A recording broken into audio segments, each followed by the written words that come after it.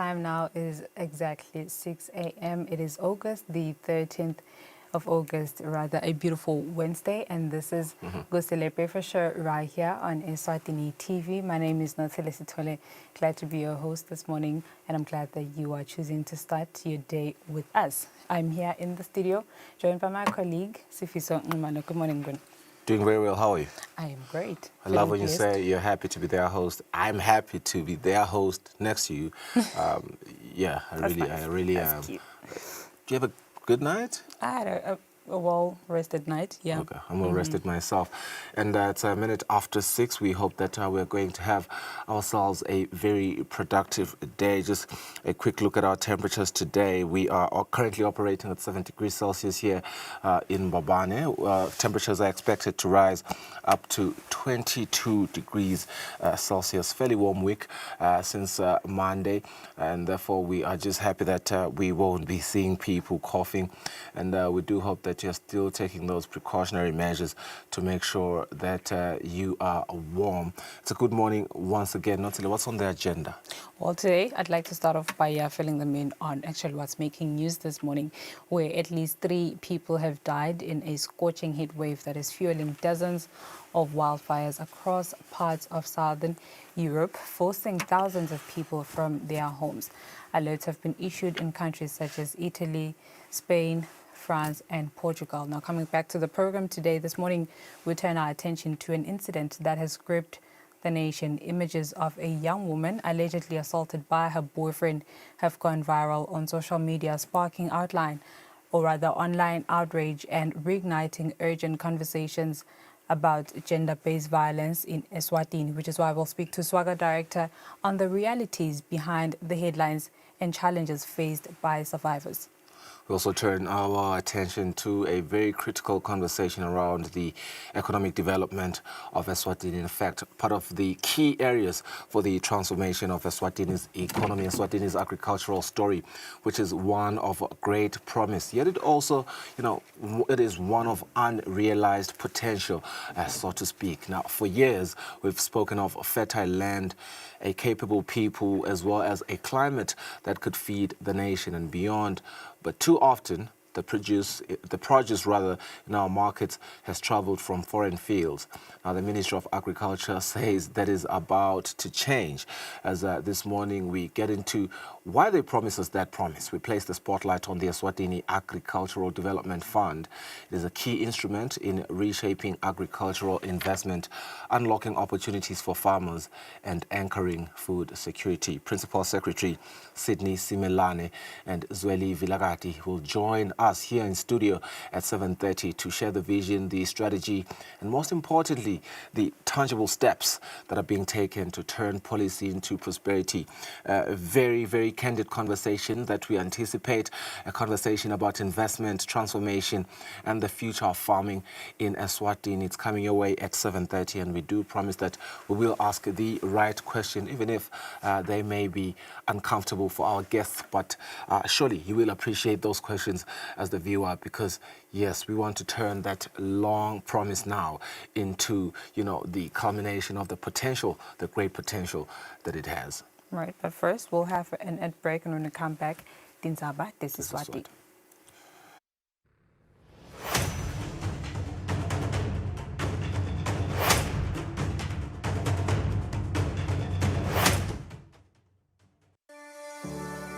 Eswatini TV has signed a code of conduct that is enforced by the Eswatini Communications Commission. We are committed to reporting news that is accurate, comment that is fair, and programming that does not amount to hate speech or the description of gratuitous violence or explicit sex. For any complaints of our programming, please contact us on 2411-9600 or email info@eswatinitv.co.za. You can also contact the Eswatini Communications Commission on 2406-7000 or write a letter to ECCOM on PO Box 7811 Mbabane. Email address is info@ecom.org.sz.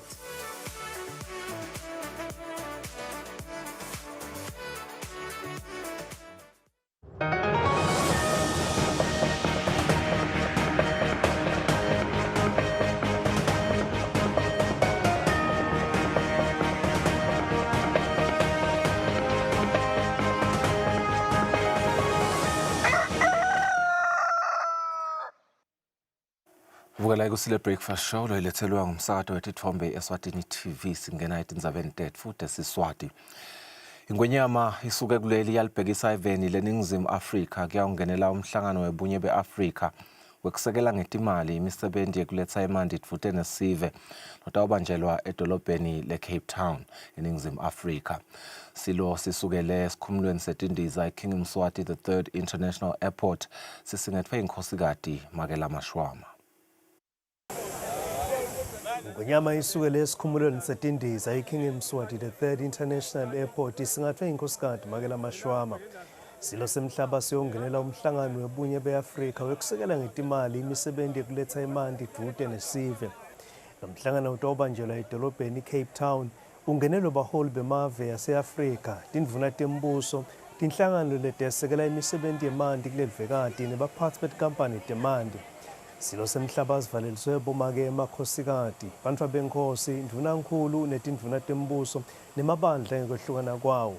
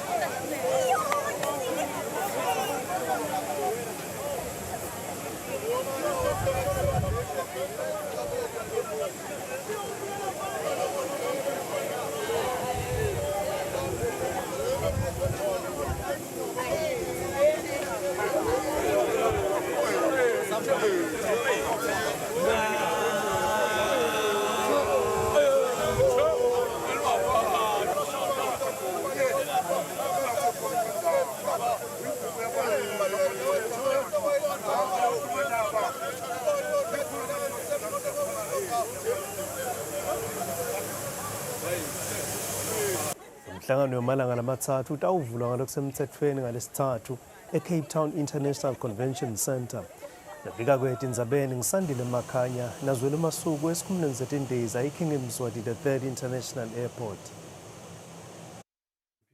Nankulu umhlonishwa Kusile Dladla litsile lihhovisi licale umsebenzi wekubuketa kusebenta kwato tonke tinhlangothi talelihhovisi kucinisekisa ukuthi inhlalakahle yesive iyatfutfuka. Liphini landvunankulu belikhuluma ePhalamende ngesikhathi itimpunga tembukela umbiko wekusebenta kwalelihhovisi. Sihlalo elikomiti elibuke kusebenta kwelihhovisi leliphini landvunankulu etimpungeni impunga umfana Nkosi Mphathwa esekelwe impunga sikhulu Mvimbi Mathe oshukumisile endlini ukuthi lendlu yemukele umbiko wekudzingidwa kwembiko walelihhovisi leliphini landvunankulu. Bantwana ke laba bakubo kulendzawo lekuthiwa kuse halfway house baba 106 lebafakwa ku halfway house kule reporting period program president kulakala kusinabo banakelele nendzaba tabo disability ke wasibikela DPM wekusa nato yathi sebenta nasekuhamba isikhathi aveluswe mntana and then ke kanze ukuthi vele basekwana lokubulala kanjani ngoba lo yasebambophile sokudla isikhathi lesithi awudlala umntana nako lokusiphelile umhlonishwa DPM wathi cha utakulungisa ukuthi manje ibe khona le machine ukuthi before ngiboshwe angasitested umntwana ukuthi bambamba wabali. Timpunga setitsingidza lo mbiko walelikomiti tidvumise lihhovisi leliphini landvunankulu ngekunakekela emaswati ikakhulukati bantfu labadzala abanifana nalabakhubatekile. Phakamele kubonga mina umsebenzi welitiko la kamhlonishwa DPM lihhovisi siyambona naye kunene ugijima ushiya inyosi ufika lonke live.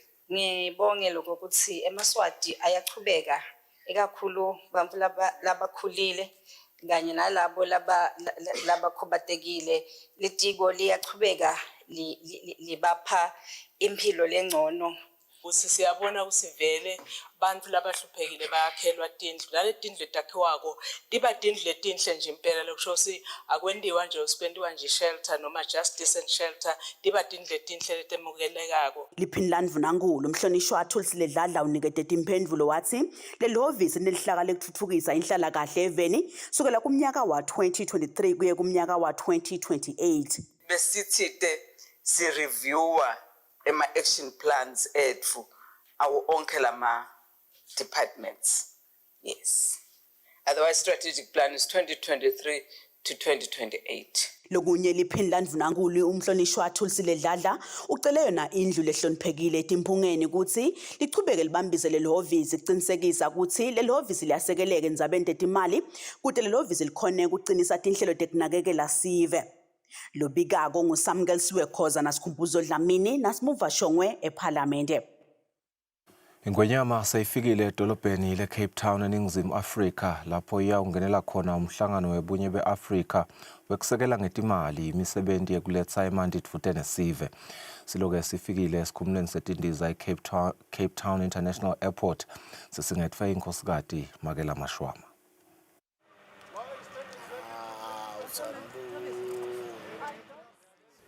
Ingwenyama yemukelwe lesekela lendvuna etiko lelibuka etindzaba temandi eNingizimu Afrika David Mahlobo ngesikhathi ifika esikhumulweni setindiza eCape Town International Airport isingetfwe inkhosikati Makela Mashwama. Ebandleni lelisingethe silo kunemfanenkosi ihlangabeza umfanenkosi lomalangeni nesikhulu Velaphi Madonsela kayeke netindvuna tembuso umfanenkosi lonkokhela umhlonishwa Pholile Shakhantu nemhlonishwa Manxiba Khumalo.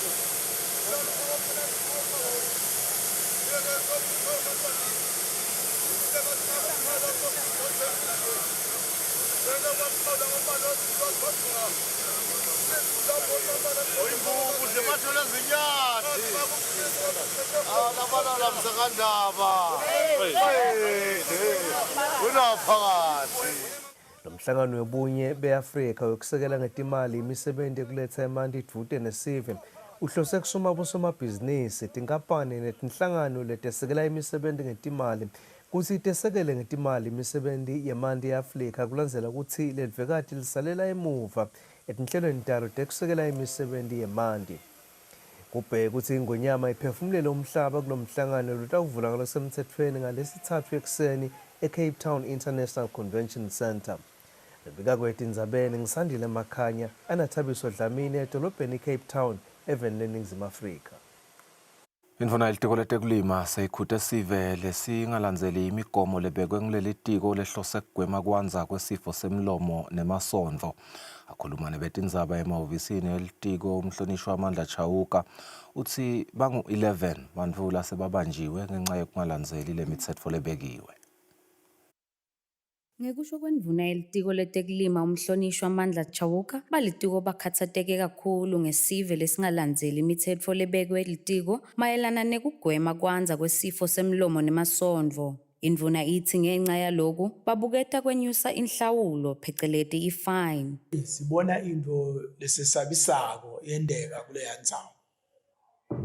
Into lethi kunebantfu labasuka ngemabomu bafune ukuthi bakhiphe tinkomo kuleya ndzawo noma bakhiphe timbuti kuleya ndzawo noma bakhiphe tingulube batikhiphele ngaphandle kule ndzawo lesithideni kufanele tingaphumi khona. Bakhona ke nalabanye lokhanza ukuthi tiyabalahlekela letinkomo tilahleke ngala sesikuhlobe khona tingene ngale bese ke bayatilanza ngokuthi base batitholile betilahlekile. Ngicela ke kucala ngaloko ekugcina ngicwayise kuloko ukuthi cha sife sengwenyama nangabe kwentekile inkomo yakho yalahleka yangena ngale ungatilandzeli phela hamba ufike uyibone uyisho ukuthi khona bese uyanaka lokuthi iyajoveka ngoba Le tendo leti tikhomba ukuthi sitelo kwesaba nokuhlonipha tindwe etingahle tilimade live lonke leMaswati ngoba njengoba sasho nje lesifo lesi siyingoti siwisa umnotho sibulala umkhicito senda ukuthi sandla singakhona kuya enhloko esiveli lesiningi efeni. Kulokunye indvuna ivete ukuthi kude inkomo ingabi sengotini kumele ithathe imijovo lemibili kanti litiko lijove tinkomo letingu 45,761 ngemjovo wekucala kanti kungumanje tijova umjovo wesibili lapho khona sebajove tinkomo letingu 20,000 kuleto letajova kucala. Kubika Sethabile Mamba anasamkelisiwe Khoza eMbabane. Umphathi wenkampani yagesi Ernest Mkhonda uthi le nkampani kusukela ngeminyaka wa-2020 solo-ke iyehla imali leyakhako njengoba ilahlekelwe ngo-200 million emalangeni kanti idzinga imali lengetulu kwa-200 emalangeni njalo ngenyanga kuthenga gesi. Mkhonda bekakhuluma emhlanganweni nebahleli betindzaba ngalesibili ekuseni. Inkampani yagesi kuleli Eswatini Electricity Company ihlanganise bahleli betindzaba kubetfulela umbiko wekusebenta kwale nkampani nekubuka embili tinhlelo tale nkampani tekukhicita gesi. Umcondzisi wale nkampani Ernest Mkhonda seketfula umbiko wakhe uthi le nkampani sukela ngeminyaka wa-2020 soleyibona kwehla kwenzuzo leyakhiwa ngule nkampani seyilahlekelwe imali lenganga 200 million emalangeni. The future doesn't look so good. We have projected negative cash. That means that we are going to be borrowing money in order to provide the service. We are not collecting enough. We are spending over 200 million per month to buy electricity, and the revenue is not sufficient because when you consider all procurement costs and this, you are left with less than 20 million to provide for other expenses for the organization. From COVID onwards, we started to decline, and the reason for the decline. Mkhonda uthi kute live likhone ukuthi ikhicitela gesi lowanele le nkampani buka kuqala lihlelo lekhicita gesi kusebenziswa kushisa lokuchamuka emhlabathini phecelezi geothermal power kanti le nkampani isebenzisa imali lengetulu kwa 300 million emalangeni kwenta lucwaningo lalokuphehla gesi we geothermal. Lubikako ngusamkelisiwe Khoza eMbabane. Bahleli betindzaba bathi inkampani yagesi itawukhona yini ukuthi isimame ekukhiciteni gesi njengoba inzuzo yale nkampani iyehla kanti-ke nesivumelwano sekuthengiselana gesi nelive leNingizimu Afrika kubhekeke ukuthi sivusetelwe iminyaka lelishumi nje kuphela. Labahleli betindzaba bebakhuluma emhlanganweni nebaphathi bale nkampani ngalesibili. Electricity is becoming almost impossible to buy. In a commodity that is in high demand. Pool markets. Ngoba ngisho ngokwangathi i-platform lengasisida nangabe bonakala ukuthi emavele amaningi ayafaka le platform. Lo mbuto wami uthi how deep is our integration kulama power pool markets? Where are we going to get the money? Because it has been proven that geothermal is very expensive. We've had 25 years to work on being independent. So in those 25 years, what have we been doing? We're moving from Eskom, having signed with Eswatini 25 years to 10 years. Didn't we get to negotiate 25 years no more? MD presented a not so healthy financials at the company, and at the same time, Gofunani provided, you have these big plans. Do you have a time frame of that when you're saying it's going to get better going forward? Is it within the 10 years that you have agreement you have with Eskom? Khona period sometimes lapho khona igas behamba khona kwanza ukuthi 2 amalanga uyaphela with the gas. Then it makes me to ask a question, the yaka bakhona, but you see at some point about skills la khona you see. Umcondzisi wenkampani yagesi Ernest Mkhonda nalobuke kusebenta kwale nkampani uvusa igama banikete timphendvulo tebahleli betindzaba. The units are going down because the electricity prices are going up. and the time value for money is diminishing.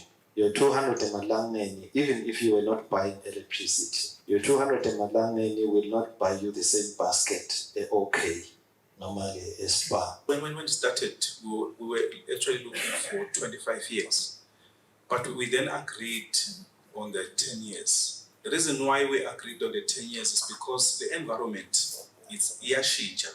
So we didn't want to lock ourselves into a long-term fixed contract, because as the environment is changing, you will realize that Eskom also depends on other countries within the southern region to supply itself with power. Kulokunye inkampani yagesi yetfulele bahleli betindzaba ukuthi live laseSwatini selicishe lifike ku-90% eziveni lesinagesi kuleli, nekuthi le nkampani ibuka ukuthi lokungenani live libe selisimeme ngekutikhicitela gesi ngemnyaka wa-2030.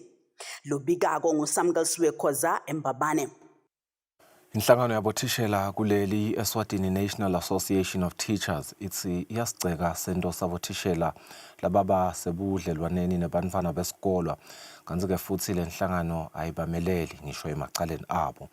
Le nhlangano ikusho lokhu ngemuva kokuthi lisekela lamabhalane lomkhulu etiko letemfundvo lelibukeke inchubo etikolweni lungelo nhlengetfwa avete ukuthi kusukela ngeminyaka wa-2022 kude kube ngolomnyaka wa-2025 bangu-4 bothishela labaxoshwe emsebentini ngenxa yokuthi balahlwe ngemacala ekuba sebudlelwaneni nebantfwana besikolo. Labanye balabothishela basolwa ngekutsandzana nebantfwana labafundza etikolweni temabanga laphansi ma-primary schools. Lisekela lamabhalane lomkhulu etiko letemfundo lelibuka inchubo etikolweni lungelo nhlengetfwa lichaza ngemacala lentiwa bothishela. Ngoba kusiyokulana yekuphela lesingakufuni. Siyanalo kutsandzaneni nje nalo kubaphatha nje maphuthade. Soba ma private parts akhe nalo kwasekufuni. Kukhona ke labanye labasa investigator ukuthi babambamba le macala bawendile invele. Siyesihlushwe ke lapho ukuthi lo mfana aphiki ahlalela kudleka itolo lokuthi ukwendile lokho. La desk nje khona ama cases labela ngi3 nyaka lesinawo lesa deal office lami kuthi bo REO babikile kusendekile etikolweni. TSC unawo ke lamayele kuye lasawala sawena nayo usamele ukuthi ababite for a hearing leka TSC kuze bakhona ukuteka amacala khona. Sibe nema cases ke abothishela khanze ukuthi badoje umsebenzi nje. Bakho lesinabo nyalo nje la officeini njena nabo labangu5. Maphalane wenhlangano yabothishela kuleli Eswatini National Association of Teachers Lord Vilakade uthi wonke lesebudlelwane nebafundzi akaphelwe ngumsebenzi kungaba abothishela kuphela. Onke emacala labakhona enyonyaneni sinathi uyamelela thishela. Licala ngameleli kulo thishela ngileli lekuthi usolakala ngokulaya umntwana wesikolo. Umuntu ke akasiko guilty msakade ayize inkantolo imthole analelo cala. Sithi kuloyo thishela akahambe ayotivikela ekhasini lefana leyo thina singosinathi asimkhiphi ummeli ukuthi akumelele kuleyo cala lelo. Ngaba kuyala nje balenganeni bethu ukuthi lona ngumkhuba lombi lesingahambisani nawo ngoba lento uyiva mhlazane indoda lenzala kunawe ilele nomntwana wakho waseprimary imtalisile. Sina sithi singosinathi uhulumende akashaya umthetho ukuthi umuntu lomdzala lo tawutholakala lele nemntwana phinde futhi atholakala lele umntwana esikole akaluzi umsebenzi lo mvuloyo aboshwe. Litiko letemfundo lithi lifuna ukuthi nangabe thishela lahlwe lelibandla licasha abothishela i-Teachers Service Commission ngelicala lekuba sebudlelwaneni nebantfwana besikolo emacala abo asalandluliselwa itinkantolo bagwetshe badvonse khulukuthu. Lobikako ngumfortune dlangamandla ngisembabane. Libandla le-Judicial Service Commission livakashele inkantolo yesive kalavumisa lesekuyinkantolo yekugcina leseyivakashelwe nguleli bandla lapha eveni. Lijaji lelikhulu Bheki Maphalala lithi lesakhiwo salenkantolo asikhonani esimeni lesihle. Kanti-ke kulokunye leli bandla lithi liyethemba ukuthi litiko letisebenti tembuso litawutingeta tinombolo tabomanji masinyane kute-ke kutawukwehla emacala lasamele kutekwa. Maphalala wekhute lwandle ngwenyameni inkosi Mswati wesithathu ngekubusisa umsebenzi wekubeka bo-court president labatawukuya etinkantolo tesive. Inhloso lenkulu lelihlelo lokuhambela tinkantolo eveni kukhuleka imiva ekusebenta kwetinkantolo. Lijaji lelikhulu Bheki Maphalala litse lapho kunesidingo sekulungisa takhiwo tetinkantolo, i-Judicial Service Commission iyite ibhajethi kutilungisa, kepha leli bandla litawakha umbiko lotawuthunyelelwa itiko lemisebenti lemikhulu wesidingo lesikhona sekulungisa tinkantolo. Sitikhandzile tinkinga letikhona la lokufaka ekhatsi ukuthi le nkantolo iyanetsa, lokufaka ekhatsi ukuthi le nkantolo inetimfa ema-cracks, lokufaka ekhatsi ukuthi le nkantolo ishoda ngefurniture, imatafula, ishoda nangemishini yakurekhoda lokwenteka etinkantolo. Sikubukile-ke konke lokho, sitabe sesakha iripoti njengoba ngithi nje seyinkantolo ekugcina letawukhomba konke lapho sihambe khona. Live lonke kunabomantshi labangu-26 lonke le live. Espiki kunamunye manje, eBig Bend kunamunye manje, Kamanzini kuna 6 wabomantshi. Lokukhomba-ke bekunene ukuthi vele sidingo sikhulu ukuthi public service esibambise isinike ama-post abomantshi, abomabhalane newabokuyakha ema-post kuze kuthi lamacala lesinawo lamanengi atokhona kuncipha. Sibonge-ke ukuthi sivile ukuthi ingwenyama itawubeka labanye bo-court president labataya tinkantolo tesive. Ukuta nje libayethe bekunene ukuthi kutawusita lokho ekuthenini angabi munye court president enkantolo yesive babe babili noma babe bathathu. Lo wengamele inkantolo kaLavumisa Lukhwabitsi Dlamini uvete tingcinamba labahlangabetana nato kule nkantolo. Indzaba ye-welfare yetisebenti kule nkantolo ukuthi tiphatheke njani, kufaka ukuthi inhlalo yato nase tindlu labangahlala khona ema-staff houses, kufaka ukuthi tindzaba temaholo njengoba nje vele sathi ukuthi awu impilo iyangokwenyukela. Ijaji lelikhulu liphindze latsi ngelilanga etinkantolo kufika imacala langetulu kwa-300 lokwenta kusebenta kwetinkantolo kube likhuni njengoba tincane tinombolo tabomantshi ticelo tekucashwa kwabomantshi setimiksiwe etiko letisebenti tembuso. Maphalala utsi baneletsemba kutsi leticelo tawuphendvuleka masinyane. Kubika Thandokuhle Mdluli, Lavumisa. Ugwetshwe iminyaka lesihlanu abhadla ejele eSipho Dlamini lebekabekwe licala lekwetama kushisa umkakhe ngemanti ngesikhatsi-ke abuya kulomunye umsebenzi welive. Dlamini wasendzaweni yaseLangeni ulahlwe licala lokwephula umtsetfo lolwa nekuhlukubetana kanye neludlame i-SODV Act.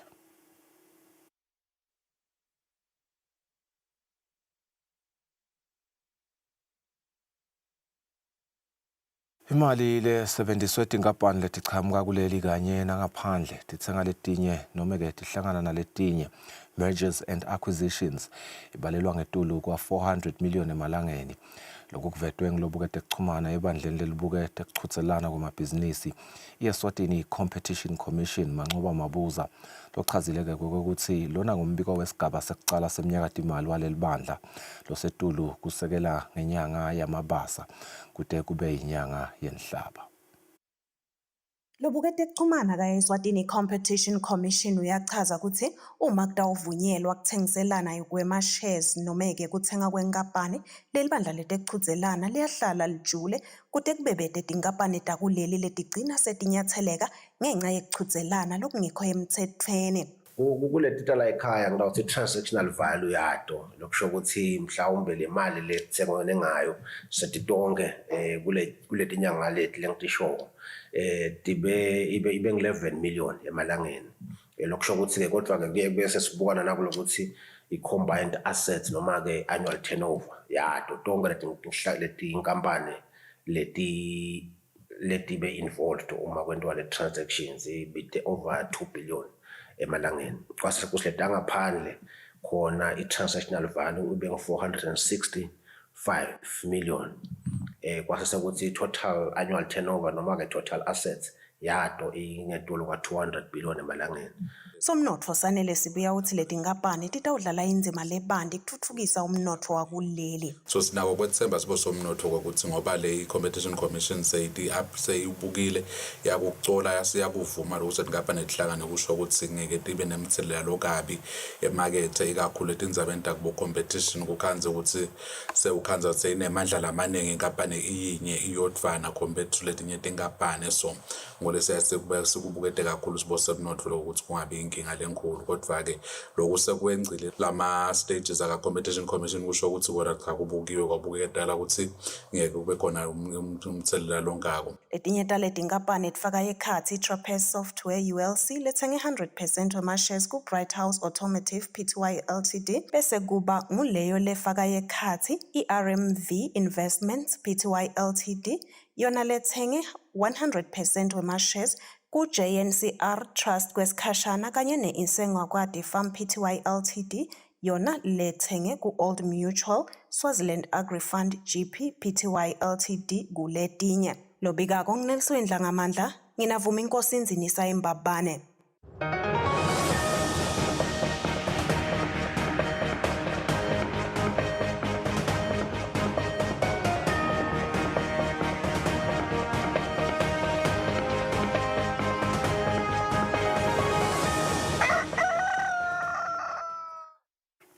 Tindzabeni temidlalo lihlehliselwe embili licala lelifaka ekhatsi imbabane Highlanders kanye naloyo bekayiphethe lokungibheka iRabas Melane lowafaka-ke emaphepha enkantolo evikini leliphelile ekuthenini ufuna lelicembu limbuyisele abe ngumphathi walelicembu. Lelicala-ke selitawuchubeka mhla tingemashumi 21 lesetulu. Loyo bekaphethe licembu lembabane Highlanders bheka iRabas Melane nakusuka liviki wafaka emaphepha enkantolo afuna ukuthi konke lokwenteka-ke ecembini lembabane Highlanders AM kumiswe bese naye uyabiyiselwa njengemcondzisi walo lelicembu pheceleti sole director walo lelicembu. Lichubekile lelicala enkantolo kamantshi lapho khona yena Simelane amelelwe nguSifiso Jele we-SM Jele Attorneys. Labaphendvulako kulendzaba wekucala ama-patrons imbabane Highlanders, wesibili nguShone Mkhize, wesithathu kube ngiyo imbabane Highlanders AM, wesine kube iPremier League of Eswatini bese kuthi wesihlanu kuba iFootball Association. Simelane kumaphepha lawafaka enkantolo uthi indlela lokwacedwa ngayo sivumelwano sakhe nalelicembu azange sahamba kahle. Dikhona-ke tivumelwano futhi letephulwa kuso lesivumelwano. Lokumele aphendvule wesibili kulendzaba Shone Mkhize bekamelelwe nguNkosi Ngivile Dlamini waka-Dynasty Attorneys lapho khona lelicala lingene embi kwelijaji Titus Mlangeni lobese sewubeka mhla ka-21 kuyo lenyanga lesetulu ukuthi litawuchubeka lona lelicala kanzi ngalesihlanu mhla ka-15 lamele yena abheke Simelane batofaka emaphepha abo bese kuthi ngomsombuluko mhla ka-18 labo labamelele Shone Mkhize baphendvula. Ema-patrons labekamelelwe nguRobinson Bertram bathi yena Simelane wayekeliswa kwaphulwa nalezivumelwano ngoba kukhona-ke bekangakwendi kahle futhi naye wabonakala sakhokhe nemibiko kube imithombo yebetindzaba ukuthi sewubeka phansi kuba ngumcondzisi walo lelicembu. Ema-patrons aphindza aveta ukuthi yena Simelane wafaka nencwadzi yekufuna imali lengu-1 million emalangeni kulo lelicembu lembabane Highlanders lebekuyimali ekuncephetelwa. Lobikako uLinda Dlamini Embabane. Badlali labatsatfu bakuleli batfole timendlela emidlalweni yema-21st African Courage Championships lebekakadze abanjelwe eveni leNingizimu Afrika eCampton Park. Lindumuzi Magongo esigabeni se-under 120 kg utfole imendlela yelisiliva kwase kuthi wezizwe Houdin watfola imendlela yelitfusi naMakagula Ben lotfoleke yelitfusi esigabeni se-under 100 kilograms. Lemidlalo yema-African Championships eminyakeni lophelile beyibanjelwe lapha eveni ehotela lasesibhiki. Siphethe kanjalo tindzaba tetfu tesiswati sitawubahlola etimakethe nothi lesithole unenkulumo ngociswano lemcwa kakhulu masibuya khona etimakethe ungenzawo.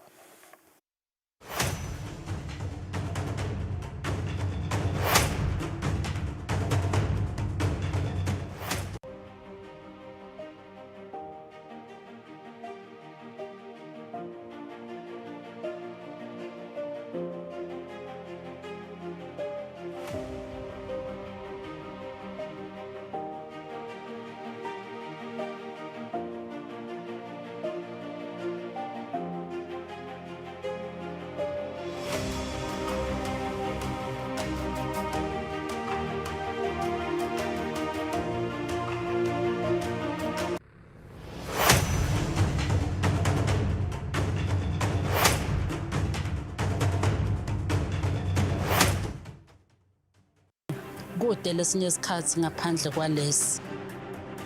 Aba-researche, bafunze. Being risky means ukuthi nalokuwa kwayo kulula. Nathi kufuna senze ukukhicita lokusemndeni.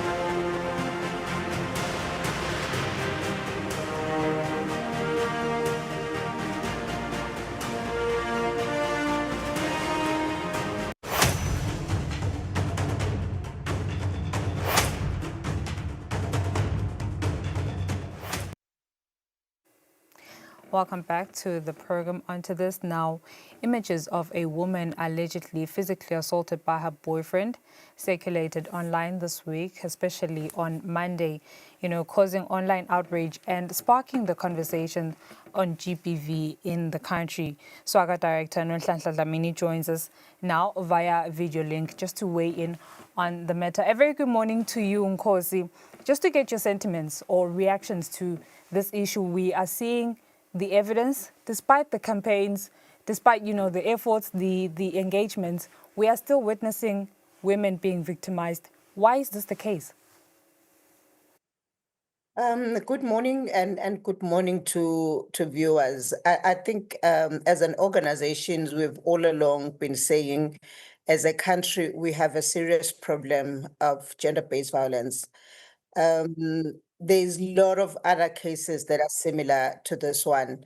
I think the only difference with this one is that the survivor decided to take it to the media, to social media. So that is why we got to learn about it. That is for the members of the public. But for us, when we look into our statistics, this is something that is happening like almost every day. And not only that, because it's not everyone that actually comes to report to us or even go to social media. We still have a lot of other people that kind of suffer in silence. And then when you then look also into the issues of murder cases, we have a lot of such cases. And the reason for that is because people continue to suffer in silence. As I speak to you right now, I know there are people that were actually assaulted last night. Speaking up is actually just one of the most difficult things to do. Women, we have a tendency of bottling things to ourselves, but when it comes to violence, this is life-threatening. Why is this still a challenge? Why are we seeing women reporting late or cases as such being underreported? Violence, it's a cycle. One psychologist who studied people who were in a relationship over a period of 10 years. And I think for myself, having worked for SWAGA for such a long time, I agree to that. There is a cycle of violence. So the reason most women don't speak is because violence, it's a cycle in nature. After the violence stage, quite often they will go to a honeymoon phase. And this is the phase where the partner will be very apologetic. I'm so sorry. It shouldn't have happened. It was because of this. And then he will shower you with gifts, take you on a holiday, buy you a car or whatever.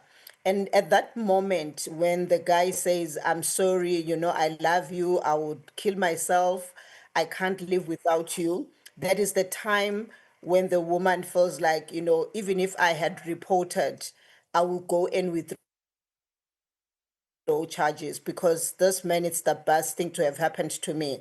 Sometimes would not even go and report even to family members because she's already in a honeymoon phase. So I think that's the biggest problem that most women don't understand, that it will never end. Instead, this person would actually end up killing you because the violence becomes worse. And when we get reports to this particular case, we have learned that this is not the first time it's been happening. It's been happening over and over again. And then you look into the severity of the injuries. You're like, how do you even stay without reporting such an incident? The case in question, the one that we've just based our discussion on, we see the victim posting images online, circulating, rallying, the support of the online community. This is probably their way of handling the situation. Do you advise victims or survivors to actually handle it in this manner, to be, open to posting their images online? I think for us, what is important, it's for the perpetrator to actually be responsible and face the consequences of what is done, because this is a criminal offense. And I think at this stage, this is what we are looking at. And we've had some of the information that's circulating around that is saying he's not going to be arrested because of his position. And for us, whatever position you are, what is important is when you've committed a crime, you then have to face the long arm of the law. It's unfortunate that as an organization, we don't arrest, but we work with the police in doing that. And we really would want to urge the police to assist us in this regard, because what we have seen quite often is when people get away with this, then it will continue. But when they face the consequences, it might stop.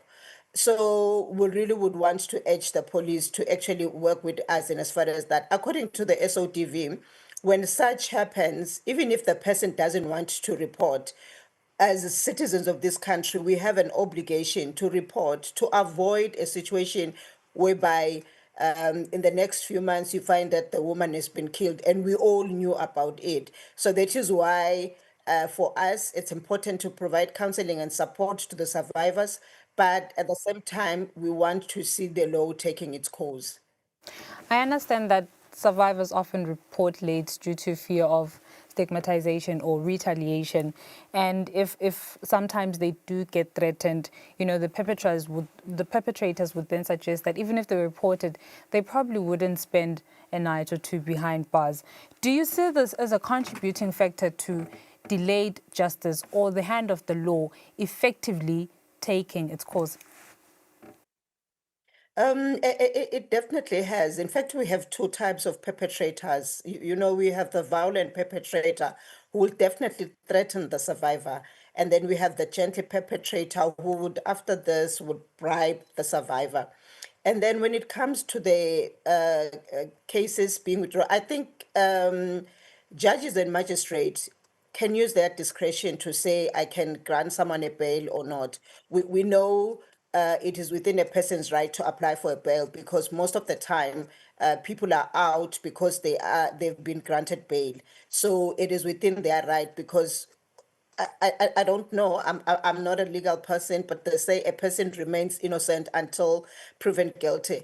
But it worries me when you have such evidence and then you still say the person is innocent until proven guilty. So for me, the issue of people applying for bail and then being on the street and boasting about it to make things worse is really letting us down. So I think rather than give people a bail, take them for trial and let them be convicted or acquitted instead of them going out on bail. So I think for me, this is where we need to improve as a country, where we kind of have speedy trials so that people don't stay, because at the same time, you don't want a person to be actually behind bars and then take forever to actually take this person for trial. So my suggestion in this matter is, can we have commitment from government? And we've been talking about this thing for too long. Other countries have done it. We can also do it. We have specialized cost for gender-based violence cases. They've done it with drinking and driving. We've seen that it can work, so that we speed up this trial. The moment such a case is reported, the police will collect the evidence as quick as they can, and then we take this person to court to face judgment. In that way, we'll be able to reduce these cases. But now, what is happening is really letting us down, because people know they will get away with it. And they even say it that, I would apply for bail. And once the person is out on bail, you will never see the case going to court. And I think this is where the problem is. Right. Now, these news have been received with mixed reaction. Some of the people who are commenting online, they are pinning judgment on the circumstances of the relationship, and some are considering mob justice. Does the unity online indicate a need for strengthened and more meaningful action against gender-based violence? I think to start with, the issue of mob justice is not a solution because you can't solve violence with violence. And then social media has, in a way, kind of assisted to raise the profile to bring some issues. But for us, it really doesn't work that much. Or rather, it's not what is important because you can vent yourself on social media, but it doesn't bring the solution. For us, we want to see the solution. We want to see something being done. We want to see the survivor kind of getting a dignity. And the other thing is that with some people, they take it to the social media and they underestimate the consequences. So you might find that either the survivor or the perpetrator might even decide to commit suicide and in light of what is being said in the social media. So to us, and that is why most of the time we don't even comment on the social media. Even yesterday when we heard about the story, ours was not to comment on social media, but ours was to help find the survivor so that we can help support the survivor, because that is what would kind of bring an end to the problem. So I think social media, in a way, helps to kind of put the issue into the public sphere. It's like the media. It kind of help to put the information into the public sphere. But we need to go beyond that. How do we help this person? And I think for us as an organization, that is where our position is, that how do we help this person? If justice is slow and we can't solve violence with violence, how then do we balance the public outcry, the need for action, with the survivors' privacy and safety, especially now that their images are out there? This is where our government needs to come in, because they are the ones that have the justice system. We don't own the justice system. Even the people on social media that are making comments don't own the justice system. They can only wish this is what needs to happen. So that is why we are saying, let the people who have the responsibility to take action on this do the right thing and take the necessary action, and not wait until you have people actually venting out, because they've also seen this. So why not take the necessary action? I wish, and I really wish, as an organization, we had our own police station and our own justice system, our own courts and everything, because we will really work around the clock to ensure that such things are reported, and after report, people get justice, because that's basically what we need to do as a country. Justice delayed is justice denied. So I would call upon, and I would still, because we do work with the police, we have a relationship with them. I would still speak to them to ensure that they make sure they arrest this person, and they have all the rights according to the SOTV, that when such a thing happens, they can actually arrest the person, even if the survivor doesn't want, because in a case like this, you would know that after this, when they get into the honeymoon, even now, you might find that she probably has been given cash to say don't go ahead with the case. You look into some of the comments that are actually coming up after this now. She's blaming herself, like she's sorry she had to report. She didn't do anything wrong. She's not the one who assaulted herself. And I think the guy who's now saying he's spoiled his reputation and his opportunities for work, he needs to take responsibility of that, because he should have thought about that at the time when he was assaulting the woman. And this is a message to all perpetrators, to say you need to think about your behavior at the time when you do it. So right now it is water under the bridge. He just needs to face the consequences of his doing. You were part of an engagement yesterday with other advocacy groups, and I noted that you made a submission, rather an example of a case, a recent case, a prominent case, where a public figure was not apprehended immediately after the accusations, and you had to actually convince NATCOM to actually take this individual into custody, to have this individual taken into custody. With cases as such, if such occur, how effective then is the SODV Act, and in terms of how it's being implemented and enforced, if we're going to have individuals, especially public servants, make means to oppose some of what's stated in the law? I think first and foremost, this is the most unfortunate thing that in this country, our eyes have our laws have eyes. When the person has money or is a high profile person, is not treated the same way as the ordinary citizen. So we've actually seen this happening, and I think, like I said earlier on, our role as an organization partly is to do lobbying and advocacy, is to make sure that survivors get justice. That's part of our job, besides just providing the counseling and support. So, and in a situation like this, it becomes very, very unfortunate, and it's very frustrating for us, because you can imagine when you have been working with a survivor and giving the person hope that justice will be done. And then when you expect justice to be done, this is what happens. And the unfortunate thing is you get someone out on bail, and like I was saying, it's within the person's right to actually apply for bail, but then you don't see the case coming to court.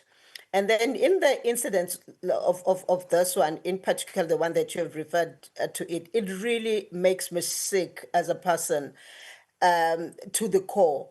And why? Because we've had this SOTV since 2018, and we've had people being arrested and being accountable for what they did. And you don't understand why then this is being entertained. Because for me, even if he probably feels he needs to challenge it, but at this time, there is a case against him that he needs to kind of face the long arm of the law, and we just need to do that. He probably would do it or challenge it while he's behind bars, not when he's roaming on the street. And then the worst thing is, you get the person boasting about the fact that he's not going to be arrested, and then the next thing, the person is not arrested. So for us as an organization, that is why I keep saying I wish we had our own courts. It becomes so painful, particularly if you've journeyed with the survivors. You know the pain that the survivors is going through, and you hoping, and not that when justice is being done, it will reverse what actually happened. The pain would be there, and the person will remain with that pain until he goes to the tomb. But to know that justice has been done kind of balance the scale in a way. You gain some satisfaction into that, but not that you would end the pain that you actually endured during the ordeal. Nhlanhla, that's all the time we had. Thank you very much for, chatting to us this morning. That was SWACA Director Nhlanhla Dlamini, just sharing insights on how there needs to be systematic changes to ensure that really as a country we do away with the scourge of gender-based violence. For now, we'll catch a break. After that, our traffic update on standby.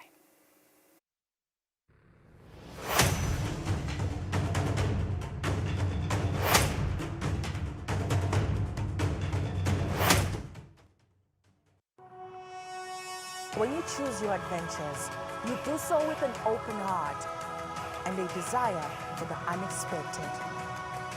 You embark on journeys to discover new worlds full of wonder.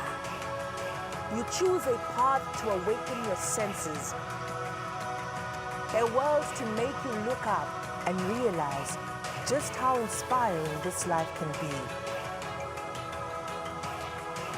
Arrive and awaken your heart. Explore life in ways only thought possible in your dreams.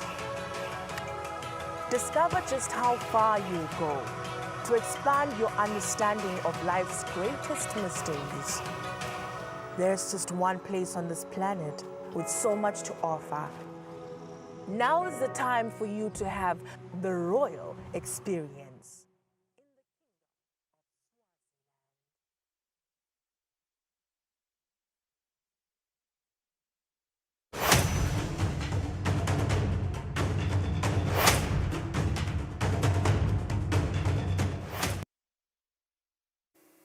Kwamukele ngolumuhle ehlelweni kanti-ke kumanje sidawuva ukuthi ngabe imigwaqo yelive imenjani. Namhla ekuseni sinantombenhle Fakutse sikuvusele Photholoze. Ngabe nje kuphephe kanganani kushayela emigwaqweni yelive laseSwatini namuhla yini Titsikabeto le umumfu angaticaphela? Ngikuvusele Msakati, ngivusele naye umbukeli wemsakato. Imigwaqo yelive laKangwane sesihlolile singumbutho wembubene sive. Imigwaqo leminengi iyahambeka, yebo kona ikhona imigwaqo lenetitsikabeto kufaka ekhathi lakhona sibona tisebentite emgwaqo tilungisa khona emgwaqweni. Kanti leminye njeke inetigodi, leminye futhi inayo imisele. Sithi nje la kubonakala khona ukuthi umgwaqo awusiyelo kahle, bashayeli bayakhuthazwa ukuthi litubane abalinciphise kakhulu, baphinde futhi balandelane ngetigaba letifanele ukuze ukuthi sigweme kwenteka kwato tingozi. Emadolobheni elive laKangwane siwahlolile, tibanetimgwaqo tiyasebenta kuwo onke lamadolobha. Ngaphandle kwelidolobha lelikhulu laseMbabane lakhona tibanetemgwaqo lesilapha ekungeneni eSuperspa tingasebenzi. Sisesekhona khona edolobheni eMbabane siyanaka ukuthi imigwaqo leminengi iyalungiswa. Kufaka ekhathi nje umgwaqo loNgisozisa Road losuka khona kaTotal uye khona eCheckers. Lo mgwaqo leyo timoto lo tiyaphoceleleka ukuthi sisebenzise munye umzila natingena noma tiphuma edolobheni. Lekwenta ukuthi timoto lo tibe nako kuminyetelana ngesikhathi la khona sekuphithitela khona. Sithi nje bashayeli nabangena edolobheni yalo ekseni abende siqiniseko ikakhulukazi labo labachamuka khona post-fashion ukuthi bayatisebenzisa letinye tindlela nangabe kude sidingo lesikhulu ukuthi bangene ngaye sozisa labangena khona edolobheni. Lo munye umgwaqo lo siwunakile ngumgwaqo longumkhono Bovu Road losuka khona emagesini uye khona eMbabane Clinic kanye nawo lo kuthiwa ngamhlaba Road losuka khona eMfashini uye khona eWaterford. Nayo lemgwaqo leyo sikhuthaza bona abashayeli ukuthi batihloniphe tisebenzise emgwaqo letikhona lapho ukuze ukuthi wonke umuntu aphephe. Umgwaqo lomkhulu osuka khona eNgwenya uye khona kaManzini kufaka ekhathi Malagwane kude kwanyalo lesingabikela yena umshayeli lokuthi Sikabeto khona lapho. Kanti-ke elubonjeni sihlolile nakhona umgwaqo lo suka khona eSiphofaneni ubheke khona eBig Bend nakhona nje ekhathi eBig Bend siyanaka ukuthi le migwaqo leyo inawo imigodi lemikhulu lebangwa ngiwo emaloli la yakhona emshinini. Sithi nje bashayeli abende isiqiniseko ukuthi nabasashayela la khona babona kunema potholes noma ke tigodi emgwaqweni abalinciphise lisubane bakugweme ukuthi ivika leto tigodi kwatise phela ukuthi kugcina sekwenteke tingodi letinkulu kakhulu khona lapho. Ishiselo sihlolile nayo kude lokungakanani lesingakubika khona eshiselweni. Ngale kwaloko Msakati naye umbukeli imigwaqo yelive laKangwane iyahambeka ngaphandle nje kwaleti sesishito Titsikabeto. Kungaba kusisela yena umbukeli usuku loluhle naloluphephile basetawusebenzisa yona imigwaqo yelive laKangwane. Sibonga kakhulu Mphotholoze loyo ngolumuhle bekumuntu ombenhle Fakutse nje asipha simo semgwaqo namhla ekuseni. Bashayeli bayacelwa ukuthi bacaphele imisebenzi lechubeka kwemigwaqweni yelive kanti-ke futhi bahloniphe nato tibane temgwaqo nayo yonke imithetho lebekiwe yekushayela. Kumanje sitawusasa likhefu sibuya netindzaba telulwimi lwesilumbi.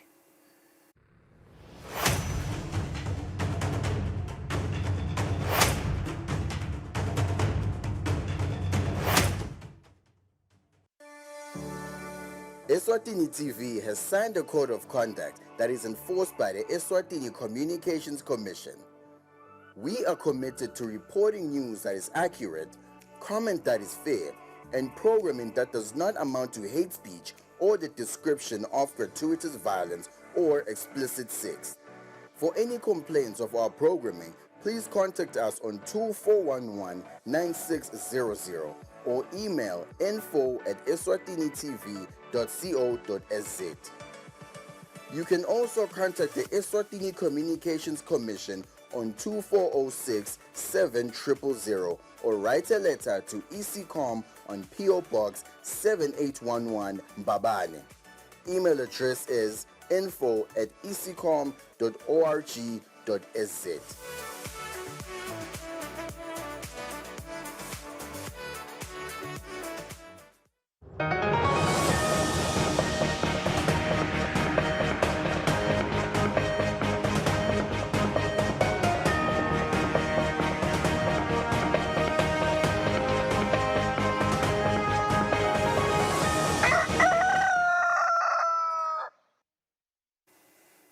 Good morning once again. In our English news bulletin this morning, His Majesty King Mswati III has left the country to attend the African Union AIP Water Investment Summit, which will be held in Cape Town in the Republic of South Africa. His Majesty left through King Mswati III International Airport, accompanied by Inkosikati Magela Mashwama. His Majesty King Mswati III departed the country through King Mswati III International Airport, accompanied by Inkosikati Magela Mashwama. His Majesty the King will participate in the Africa Water Summit, which will be held in Cape Town. The summit will be graced by African heads of state, government ministers, heads of financial institutions, and leaders of major water companies in the continent.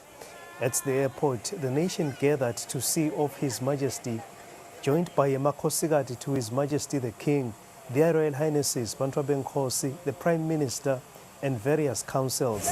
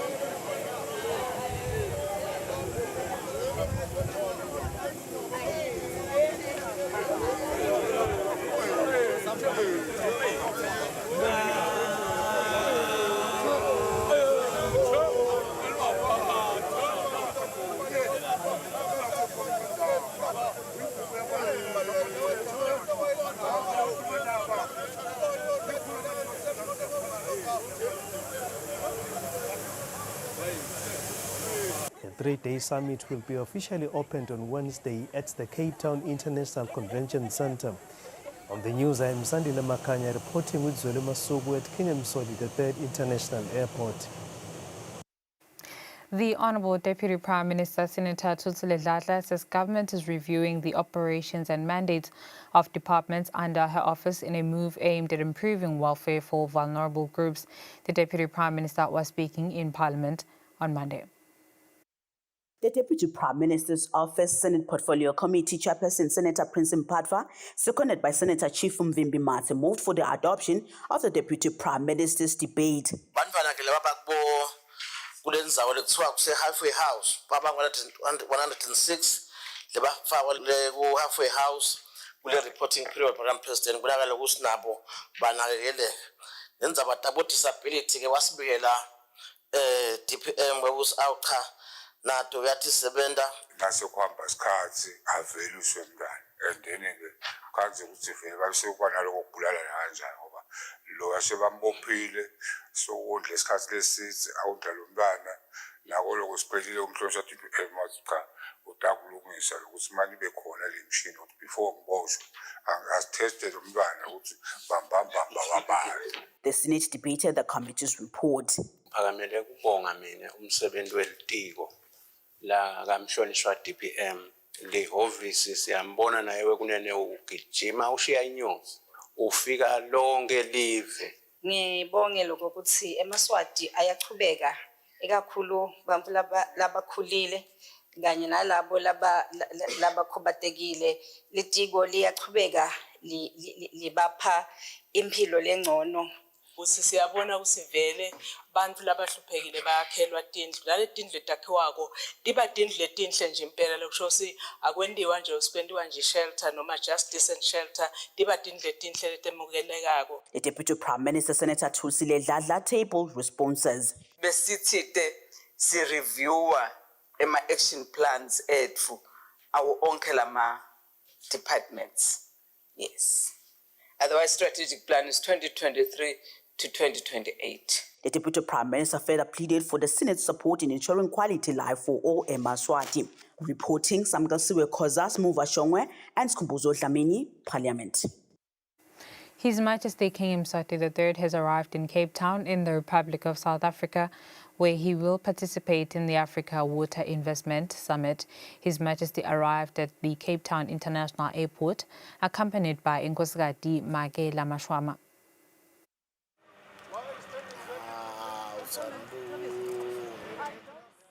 His Majesty King Mswati III arrived at Cape Town International Airport ahead of his participation in the 2025 Africa Water Investment Summit.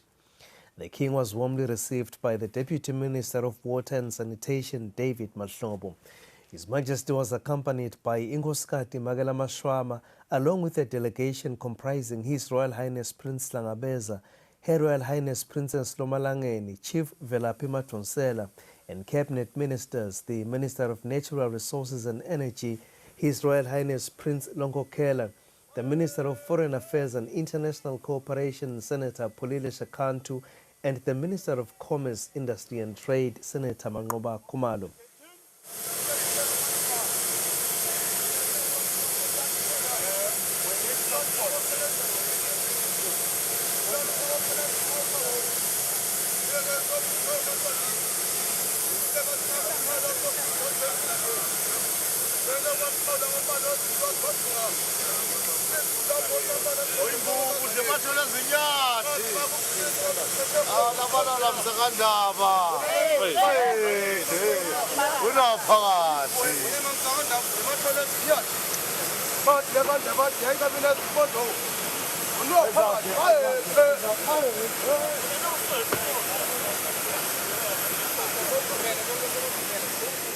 His Majesty the King is scheduled to deliver remarks during the official opening of the summit on Wednesday morning at the Cape Town International Convention Center.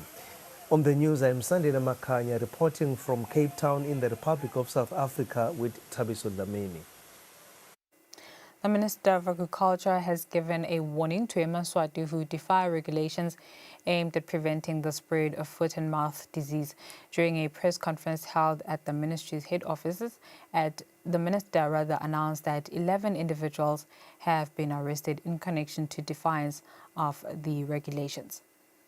According to the Minister of Agriculture, Honorable Mandla Chauka, the ministry is disheartened about the certain individuals who showed defiance to the rules put out to curb foot and mouth disease. Chauka says because of this, they are looking at increasing the fine of defiance. An emerging trend which is making us very worried. We are seeing a lot of incidences whereby animals are coming in and out of the red zone. Firstly, there's a group of people who incidentally get into situations whereby their animals stray into these zones. And then they go out there and collect them, taking them back into the green or clean zones. What we are requesting them to do is to make sure that when such an incident happens and they find those straying animals, please do not just collect them. Alert the right authorities. We even have a call center number which you can use so that you can be assisted in terms of how you can get that animal back home, but without bringing FMT into your community. On another note, the minister highlighted that for full vaccination, cattle should get 2 vaccinations. Hence, the ministry, on the first phase, vaccinated 45,761 cattle, and they are currently on phase 2, of which they have vaccinated 20,000 of the previously vaccinated cattle on phase 1. Reporting is Satabile Mamba and Samgelsiwe Koza, Babane. The Eswatini Electricity Company Managing Director Ernest Mkonda says since 2020, the company has been recording a decline in profits and has made a loss of 200 million emalangeni. Mkonda is speaking during a meeting with the Editors Forum. The Eswatini Electricity Company hosted the Editors Forum to unpack current performance reports and future plans. EEC Managing Director Ernest Mkonda in his address said the company has been recording a decline in profits since 2020 and has made losses amounting to 200 million emalangeni. The future doesn't look so good. We have projected negative cash. That means that we are going to be borrowing money in order to provide the service. We are not collecting enough. We are spending over 200 million per month to buy electricity, and the revenue is not sufficient, because when you consider all procurement costs and this, you are left with less than 20 million to provide for other expenses for the organization. From COVID onwards, we started to decline, and the reason for the decline, having done a geoscientific study between September and December last year, the results have demonstrated that we have at least between 40 and 80 megawatts of geothermal energy available in Eswatini. The Eswatini Electricity Company also says the country can be energy sufficient through the generation of geothermal power and has spent over 300 million emalangeni to conduct a study to assess this possibility. Reporting Samgelsiwe Koza, Mbabane. The Eswatini Editors Forum says they are concerned about how Eswatini Electricity Company will manage power generation amid financial losses and reliance on short-term trade agreements. The editors were speaking during a meeting with EEC's management. Electricity is becoming almost impossible to buy. In a commodity that is in high demand. Markets. Platform nangabe bonakala ukuthi emavele amaningi ayafaka le platform. Nombuto wami uthi how deep is our integration kulama power pool markets? Where are we going to get the money? Because it has been proven that geothermal is very expensive. We've had 25 years to work on being independent. So in those 25 years, what have we been doing? We're moving from Eskom, having signed with Eswatini 25 years to 10 years. Didn't we get to negotiate 25 years no more? MD presented a not so healthy financials at the company, and at the same time, Gofunani provided, you have these big plans. Do you have a time frame of that when you're saying it's going to get better going forward? Is it within the 10 years that you have agreement you have with Eskom? Khona period sometimes lapho khona igas behamba khona kwanza ukuthi 2 amalanga uyaphela kude gas. Then it makes me to ask a question the yakaba khona, but you see at some point about skills la khona you see. Eswatini Electricity Company Managing Director Ernest Mkonda, together with the company's operational manager Vusi Gama, gave responses. The units are going down because the electricity prices are going up, and the time value for money is diminishing. Your 200 emalangeni, even if you basket, okay. Normally a spa. When we started, we were actually looking for 25 years, but we then agreed on the 10 years. The reason why we agreed on the 10 years is because the environment is iyashintsha. So we didn't want to lock ourselves into a long-term a fixed contract, because as the environment is changing, you will realize that Eskom also depends on other countries within the southern region to supply itself with power. Part of the presentation made by EEC says Eswatini is now at 88% of Emaswati who have access to power, and that the country will be energy sufficient by 2030. Reporting Samkasiwe Koza Mbabane. The Eswatini National Association of Teachers has condemned the actions of teachers who engage in romantic relationships with school children, stating that the organization does not represent them, even in their legal matters. The association made the statement following remarks by the Ministry of Education and Training Under Secretary Schools Manager Lungelo Nhlengetwa, who revealed that from 2022 to 2025, 4 teachers have been dismissed after being found guilty of engaging in relationships with school children. Some of the teachers accused of being in a relationship with learners were involved with pupils from primary schools. The Minister of Education and Training Under Secretary Schools Manager Lungelo Nhlengetwa explains the cases committed by the teachers. It can be sexual relationship, it can be love, it can be abuse, because sometimes you find that the learners are the ones who agree to have sexual relationship with the teacher, and the teacher gives them money or so. And in such cases, you find that it has been a consent of the 2 parties. But our policy as a ministry states that a teacher cannot be in love with a student. We have about 3 cases that are pending with the Teaching Service Commission that are for teachers who have been found to be guilty of having love relationships with students. And we have 4 teachers who have been sent home for that act. And we also have teachers who show poor conduct in schools. So we're about 5 at the moment whose cases are in my office, and we want to deal with them. The Eswatini National Association of Teachers Secretary General Lord Vilagati says anyone in a relationship with learners must lose their job, not only teachers. It is against our code of ethics as SNAT. We as SNAT were considering these school-going children as our children according to the local parentis law. These are our children, and the code of ethics are very clear that we should not be in an intimate relationship with the student. However, we are also appealing to the members of the community, those who are employed and those who are non-employed, from practicing such acts. These acts are not good. They are not good for the children. They are not good for the future even of the children. And it also teaches bad morals to our children.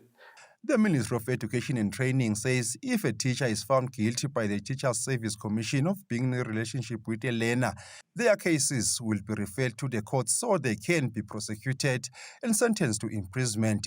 Reporting Fortune Dlangamandla Mbabane. The Eswatini Competition Commission has reviewed and approved both domestic and international mergers and acquisitions of a transactional value of over 400 million emalangeni in this first quarter of the year, which is from April to June. The Advocacy and Communications Manager, Mangoba Mabuza, says careful consideration is always taken when these mergers are approved. The Advocacy and Communications Manager stated that thorough consideration is undertaken prior to the approval of any merger or acquisition in order to safeguard fair competition among local enterprises. In terms of domestically, the measures that were reviewed had a transactional value of about 11 million. And in terms of their combined assets or annual turnover, it's over 2 billion emalangeni. Even though it's the transactional value of 11 million is relatively modest, but in terms of the footprint that these companies that were involved in these transactions, they've got a huge footprint in the economy. And in terms of the international, we had about, in terms of the transactional value, is about 465 million emalangeni. And then in terms of the combined assets or annual turnover of the companies or the entities involved, we are talking over 200 billion emalangeni. Economist Sanele Sibiya described the decision as a positive step by the Commission. We trust that since the Eswatini Competition Commission has done the due diligence and they've looked into the impacts on the markets of these measures and acquisitions, so we do trust that going forward, what we're going to have is potential, improvements in economic growth and economic, and economic activity. As you know, we do expect these companies to start gaining what we call your economies of scale, while ensuring that competition is maintained in the overall economy of Eswatini. Some of the acquisitions and mergers are Trapez Software ULC of 100% shareholding in Bright House Automotive Pty Ltd. The transaction, which involves the acquisition of 100% shares of RMV Investments Pty Ltd. By the trustee for the time being of JNCR Trust, and the last one is the transaction which involves the acquisition by Insenga Gwadi Farm Pty Ltd. in Old Mutual Swaziland Agri-Fund GP Pty Ltd. Reporting, Nelson Dlangamandla, Fuminkosi Nzinisa Mbabane. Businesses have been actively involved in national competitiveness efforts with a focus on how they can engage government more effectively to help drive exponential economic growth. Musa Masego, Interim Director of State Business Relations, shares insights on the recent engagements held with the business sector, highlighting opportunities for collaboration and strategic alignment. This is part of our efforts as the Secretariat of the State Business Relations in just improving the effectiveness of private-public dialogue in Eswatini. So part of the objectives of the workshop was to equip these private sector associations with the tools that they need in order to produce quality position papers, but as well as just helping them identify strategic issues of national importance when it comes to competitiveness issues. People who are perhaps close to this process might then be aware that we are really working with 3 main technical working groups which were commissioned by His Excellency the Prime Minister earlier this year. One of them just looking at issues of SME development. We are also looking at one which we deemed or we called mega projects, just looking at the large capital infrastructure projects. And then we have one that's just looking at cross-cutting ease of doing business issues within the country.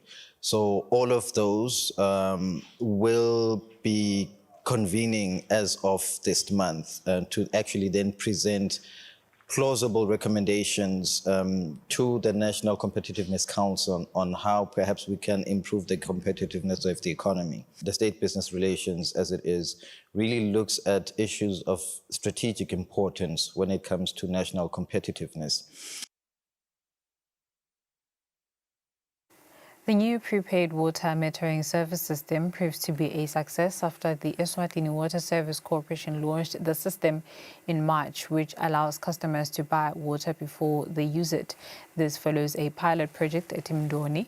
According to the communications officer at EWSC, Hlobile Jele, this gives them a go-ahead as a corporation to continue rolling out the system in communities in all 4 regions. Communications officer at the Eswatini Water Service Corporation, Hlobile Jele, says they are anticipating that the full national rollout be after 5 years. For now, they will be rolling out the system in sections. We had a pilot program which we conducted at Mdoni Township. This took about 4 months where we actually took some time to educate our customers about the prepaid metering and also how it functions.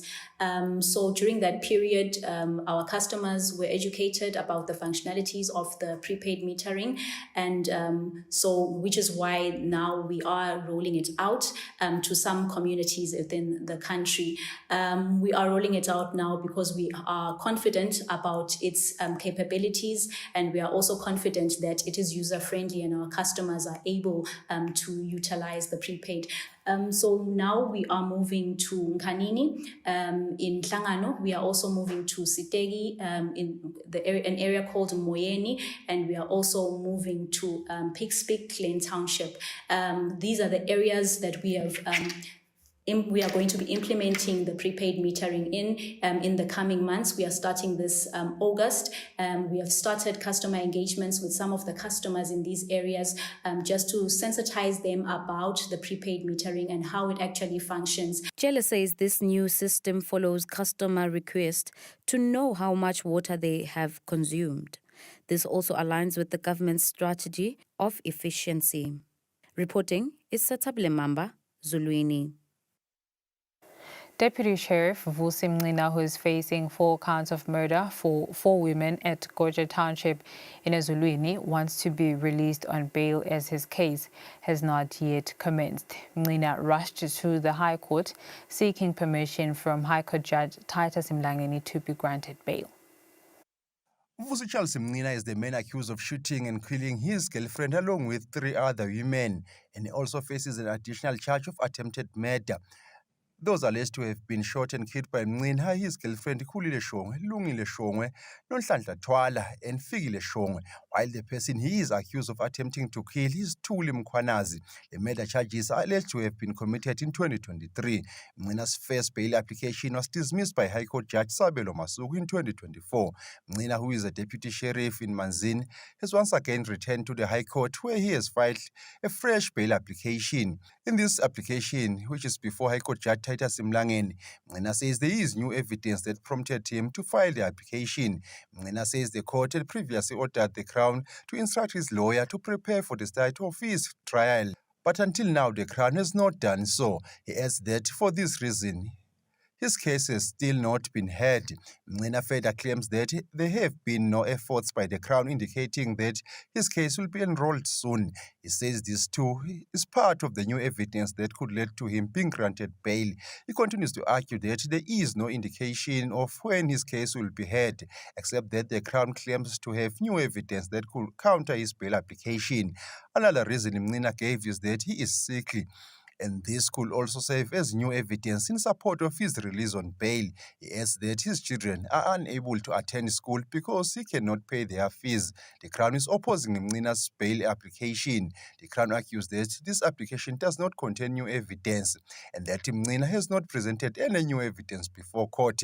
The Crown further claims that Mncina's claims that the Crown has insufficient evidence does not constitute new evidence. Rather, it is merely his lawyer's opinion.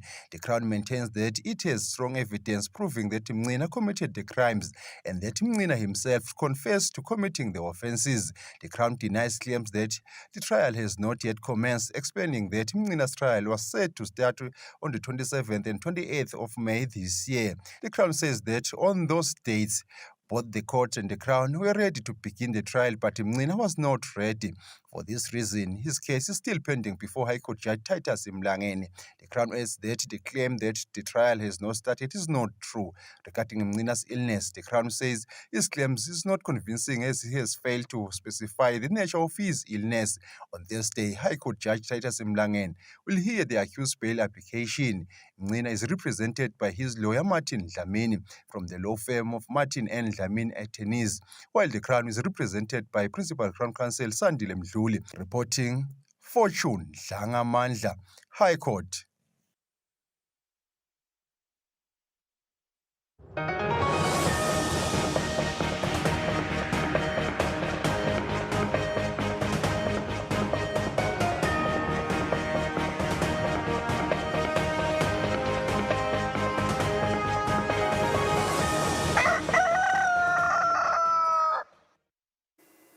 In our sports news this morning, the case involving Babane Highlanders and their former director, Begi Rabas Melane, who filed court papers last week seeking reinstatement as the club's manager, has been postponed.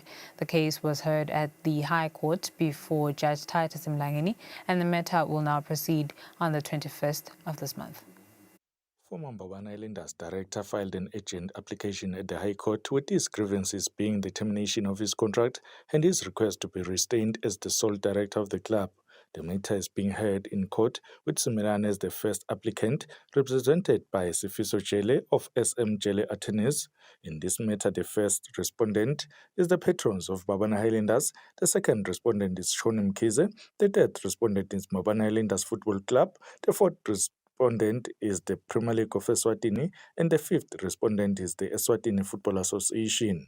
Simelane has stated that the termination of his contract was not done properly. The case was presented before Judge Titus Mlangeni with a ruling expected on the 21st of this month. Simelane's representatives will file their papers on the 15th of this month, this coming Friday, after which Shoni Mkhize representatives will reply on the 18th next Monday.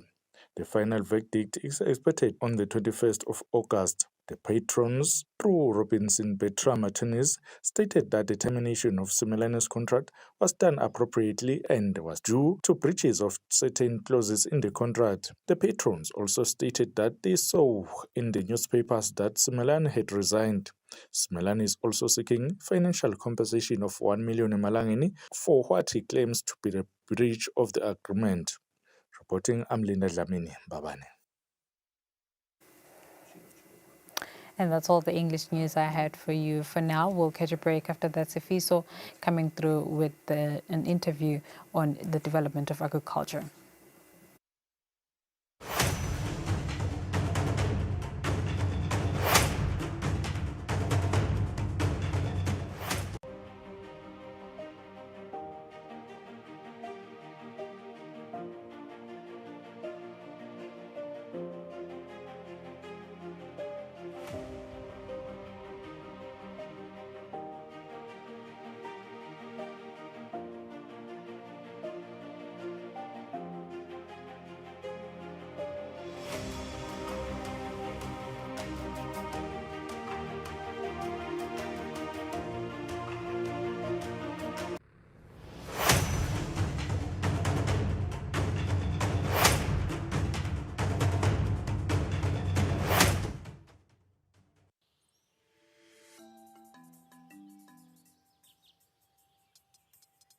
Wow, what a house.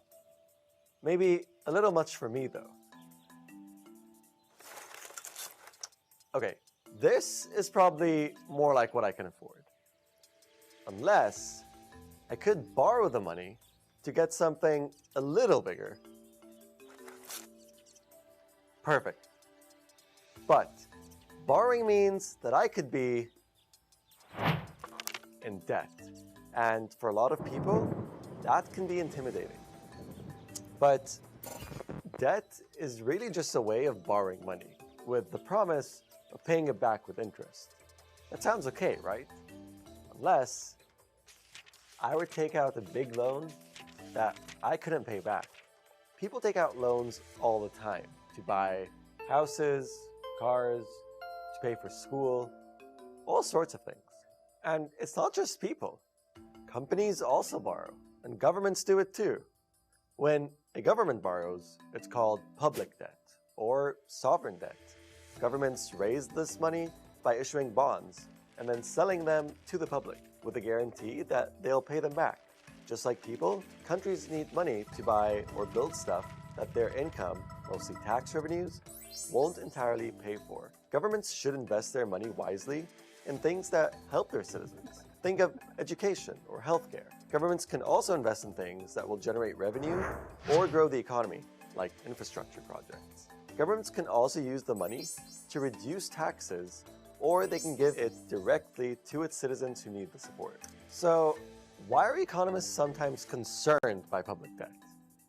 Well, for all the benefits that these funds can bring, there are also risks. Let's take two countries to demonstrate. Here's country A, and here's country B. Now, let's say both of them have borrowed roughly the same amount of money at roughly the same time. But looking closer, we can see they have very different economies, notably in size, measured by their gross domestic product, or GDP. Let's look at their debt levels again, but this time as a percentage of their GDP. And wow, you see the difference? Same debt, but very different outcomes.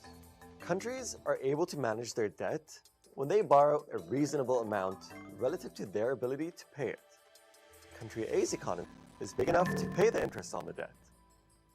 If country B cannot pay things back, well, it gets harder to convince investors to lend you more money. And that is scary because it only gets harder from there. If an economic crisis hits, one of these guys will have the funds they need to respond. The other is going to need some help. The trick here is for governments, like country B, to invest the money they borrow wisely, which can help keep debt manageable. So, where does that leave me in my new house? Well, first, I need to adjust my own budget. I don't need that. You're gone. Definitely gone. And second, debt isn't about living beyond my means. It's about borrowing a reasonable amount relative to my ability to pay it, even if I do splurge every now and again.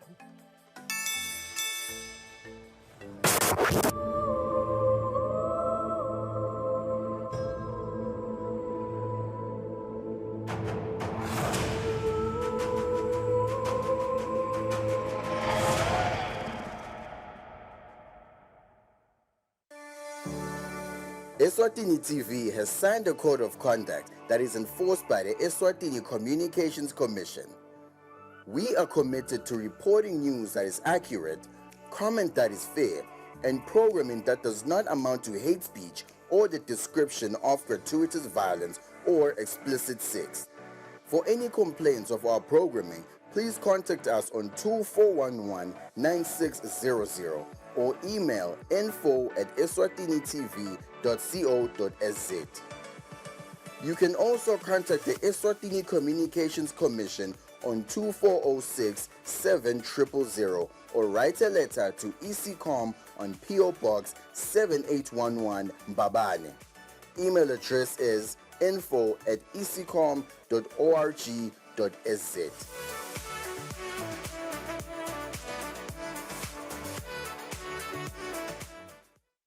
Kude lesinye isikhathi ngaphandle kwalesi. Aba-researche, bafunze. Being risky means ukuthi nalokuwa kwayo kulula. Nathi kufuna senze ukukhiqiza lokusebenza.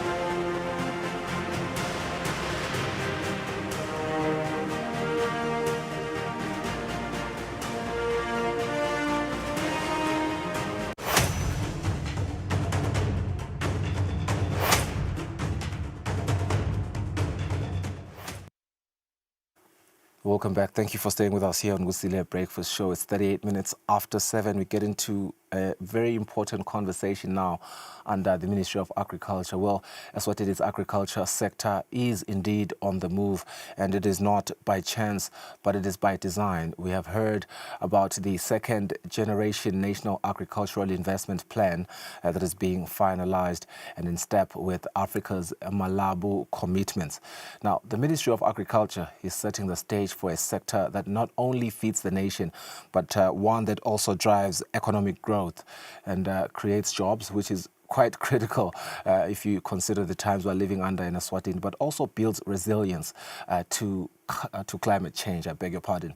Now, one of the game changers in this process is the Eswatini Agricultural Development Fund, which is also a strategic vehicle to de-risk investment, mobilize financing from public and private partners, as well as ensuring smallholder farmers are part of commercially viable value chains. With us this morning, we have the Principal Secretary in the Ministry of Agriculture, Sydney Simelane, who is leading the policy and strategic vision, as well as Zweli Vilagati, representing the EADF, charged with, of course, we've highlighted the making that vision is real on the ground.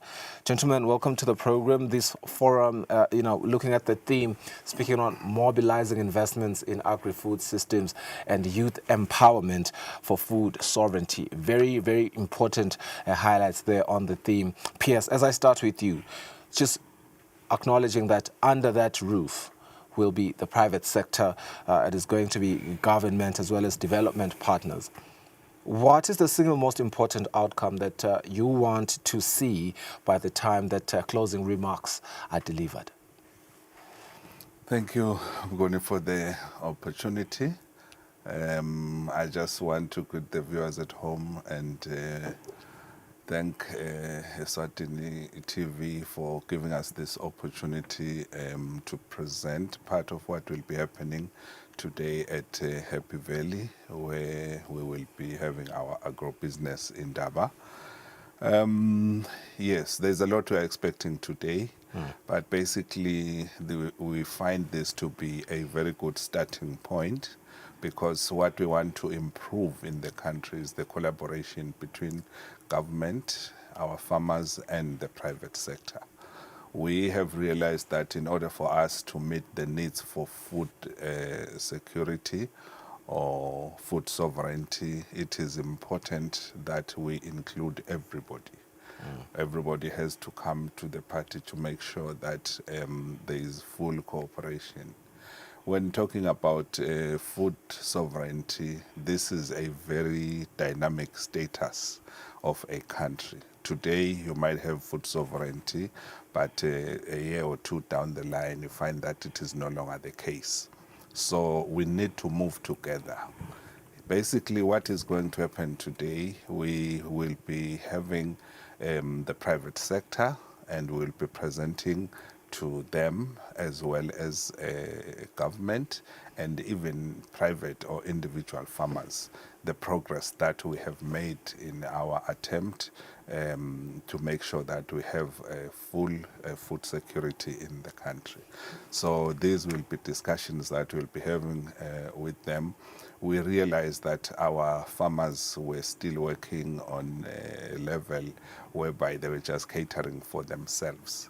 But we think it is very important for them to understand that commercializing their activity is of critical importance at this stage, especially in the era of climate change, where some areas will not be able to get a good yield from their crops. So we need to be able to share, and we need to be able to have a backup of some food in the country, just to make sure that nobody is facing difficulty with food supplies in the country. So we are looking forward to a situation whereby the private sector will embrace some of the activities that are done by government, and we are also hoping that our farmers will just go in and take advantage of those relationships that may be established today. And food sovereignty, I suppose, is really, really hard to achieve, especially under the current climate crisis. And, you know, Pepete, I know that what you guys do at EADF is trying to mobilize funds from private sector as well as public sector to first and foremost, de-risk investment, but also to make sure that value chains are commercially viable for smallholder farmers. And I suppose with the confrontation of climate change, that becomes really hard to achieve. So I really see how hard the task can be. And also, it also validates why financing becomes very important in these trying times. But I do want to understand from you, for the investors that are hearing about EADF for the first time under that roof, what is your elevator pitch? Thank you, Mgoni. For the investors, we are here to inform them that EADF is already here as a vehicle for de-risking finance in the agriculture space, and we want to ensure that as we present or showcase our already done investment in the agriculture space, that over 34 million has been disbursed to the farmers because of the high appetite for financing in the agriculture space, and the fact that we are financing, as we have said, climate smart initiatives where we are trying to ensure that farmers are actually covered in terms of the climate risk. So we are saying for the development partners, please, let's join hands and try to ensure that we capacitate the fund in such a way that it can be in a position to also implement the other financial instruments, because currently for now we are implementing the loan component of it, yet it has got some smart subsidies, some grants in it, so that at least when you when we implement the grant components, we can be in a position to stimulate further investment into the agriculture space, because ours is to say, let's create the enabling environment for further financing or investment in the agriculture space.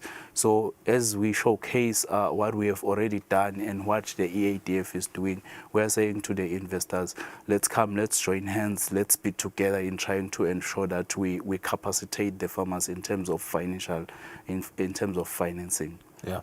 Nguni, as I come back to you, I think it speaks on something very important, and I suppose it also just reminds us the importance of agriculture in any economy, and certainly in the Kingdom of Eswatini. It was pronounced from His Majesty's speech from the throne, pronounced from on the budget speech. It is pronounced daily in media houses. Very important. And then looking at this theme, investment mobilization and youth empowerment for food sovereignty, it's quite ambitious. One wants to ask, how is the ministry ensuring that this translates into real projects with timelines and measurable impacts? I mean, he's spoken about grants that you want to mobilize now, but we also know you have the Regional Development Fund, but we need more. Yes. Yeah, it's a very tricky one. We are an agro-based economy. We rely basically on agriculture. Agriculture contributes about 8% to our GDP. That's a lot. And again, the agriculture sector is the biggest employer in the country, probably after government. So we realize that we have a very huge role to play. This brings us to a situation whereby we have to look at various investors who are looking at assisting us as actually implementing the development of our economy using agriculture. On a daily basis, one or two investors come into our office just to show that they have an interest in working with us, and we have to welcome them with both hands. And the biggest challenge we have at the moment is getting the land issue right, because when they come, obviously, the most important aspect of agriculture would be the availability of land. So we are addressing that as the ministry. We really want to make sure that the government farms that are available will be leased to these companies that want to invest in the country. So we have actually set up a small team in the office that looks at these requests for land, and we find that it is working very well so far, because we have seen quite a number of these companies. The moment we identify them as investors, we look at the land issue or how we can assist them with land, and then we move them to Minister of Commerce, which takes over, and then they look at the commercial aspects of the development of their companies. Love the synergies. I love the multi-sectoral approach there. It seems that it's very aligned and intentional, but you speak about getting at least 2 visitors a day. It speaks to Eswatini being really open for business and investment, which is quite the drive right now by the government. And I suppose it poses a big responsibility to you guys in Pepete, because imagine 2 investors a day, and you have a sole responsibility, an imperative responsibility to de-risk investment. I wonder, what de-risking strategies does the fund offer to make agricultural investment even more attractive, so that we leverage these 2 investment opportunities a day that come to us? There are so many de-risking opportunities that are there. Like we have said that as the fund, we act as it is a de-risking instrument into financing. We bring the collateral of some sort there when you know that sometimes you need the collateral to get financing. Yes. But with EADF, we said, even if the farmer doesn't have, or the investor doesn't have that kind of a collateral, but he can get financing from the EADF.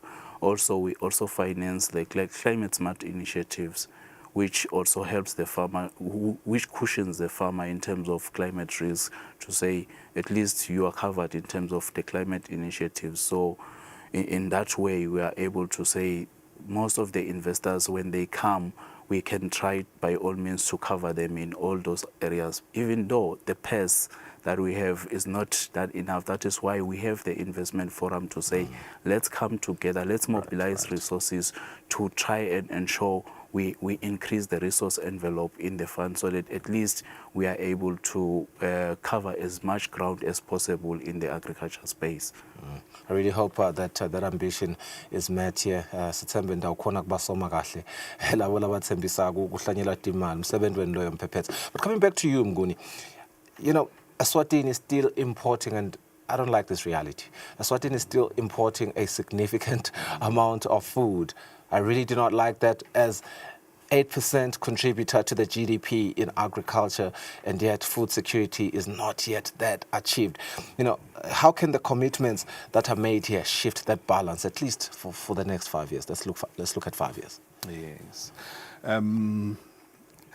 Yes, it's a very tricky situation. It is almost impossible for a country to develop within a region and have full food security or food sovereignty without the consideration of the neighboring countries.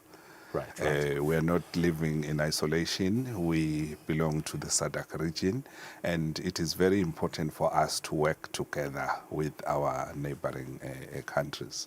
But I want to say that we escalate this to a level whereby there are international organizations that will bring us together so that we share the concepts that we have in getting food sovereignty for our individual states. I want to express my appreciation really to the Food and Agriculture Organization of the United Nations, because they have been in the forefront of this battle. They have been assisting us. Right now in this meeting, we have invited guests who are coming from outside the country, especially in the region as far as Zambia. And the reason is simply that we need to be realistic about our investments, and we need to make sure that there's sustainability in these various investments we are talking about. So sharing experiences with the neighboring countries will definitely help us.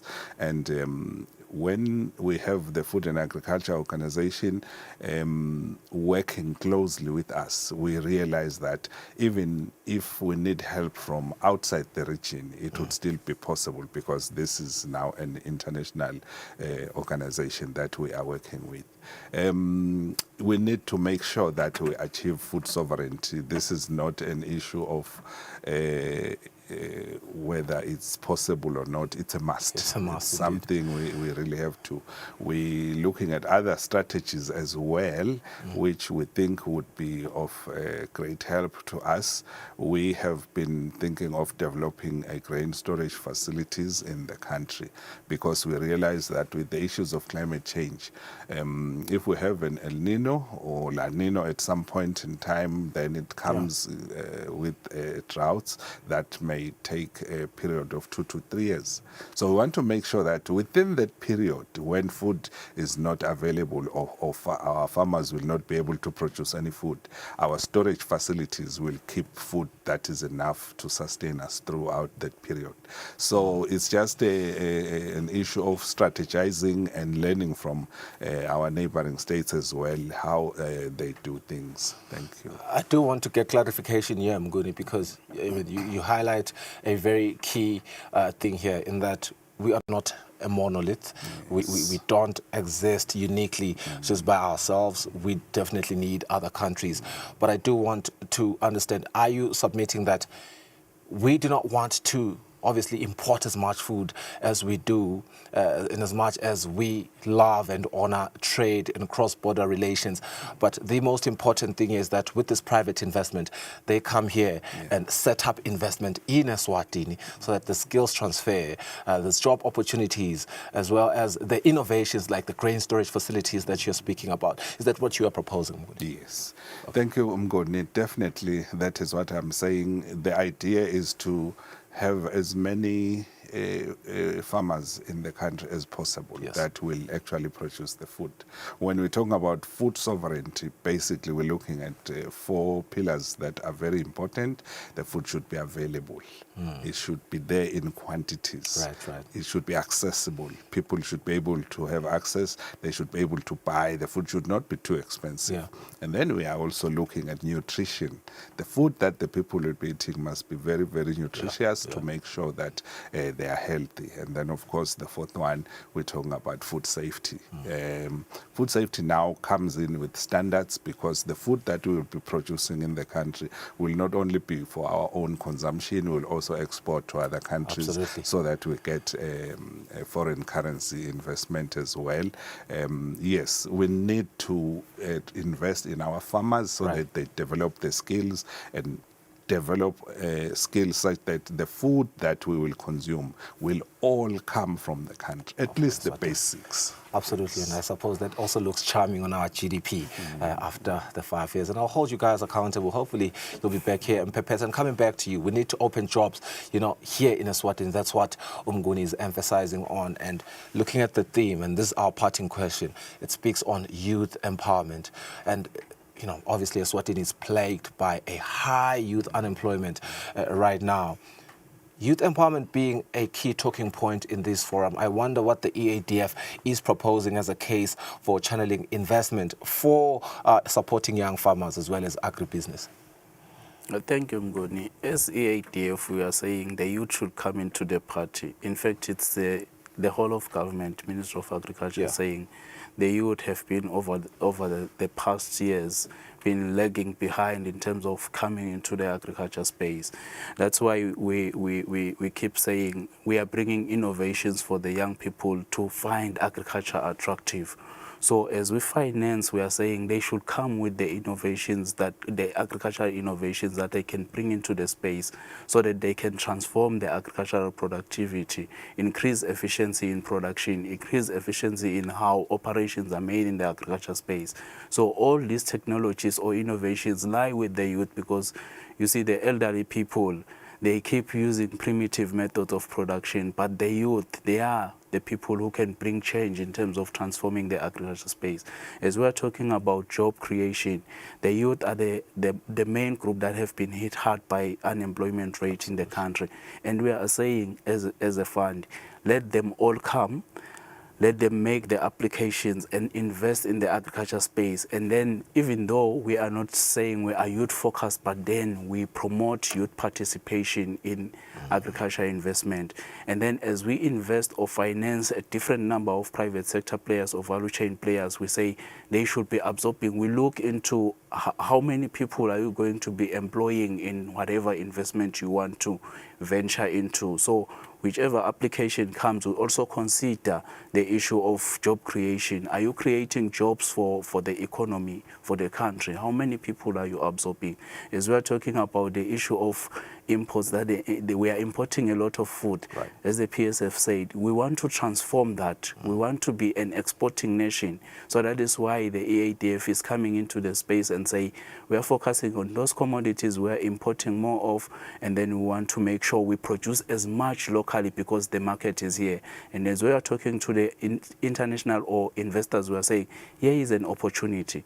As the country is importing more, that is an indication that there is a huge market for these agricultural commodities locally. So let's produce our own and feed the country from within. Thank you so much to the both of you, Mpepetse, Mguni. Thank you for your time.